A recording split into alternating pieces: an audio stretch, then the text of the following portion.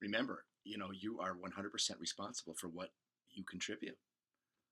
That's you. That's you. All right. You're taking accountability for yourself. Man, that's where your power lies.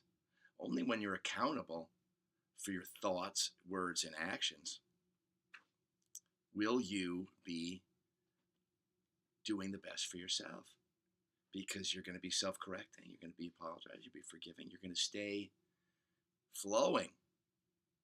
But when we're not accountable to ourselves, and we're not responsible for ourselves, we don't feel responsible for anything that comes out of us and that kind of stuff, then you know you're not being true to yourself.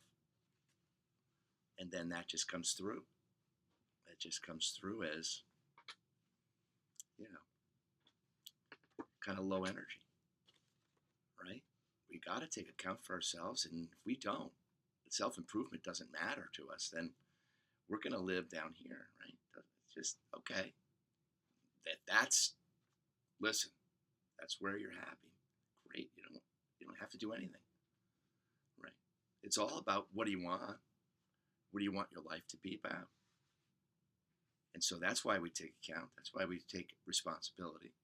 That ain't easy all the time, because we got a lot of stuff that we'd have to wrangle to do that. But each one of those you get through is a victory over a self, an old self, that doesn't serve your current direction, right? Your upward direction.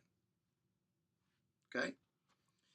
So I believe we must have needed the ego during these formative centuries, right? It's the contrast. We wouldn't know one without the other, right? But I think at some point we go beyond that ego, just because it's like we've been lied to so long that it's just like, man, so much facade there that we can let go of and live more truthfully in our relationships, which are the goals. Remember, be truthful in your relationships. You're not going to have them.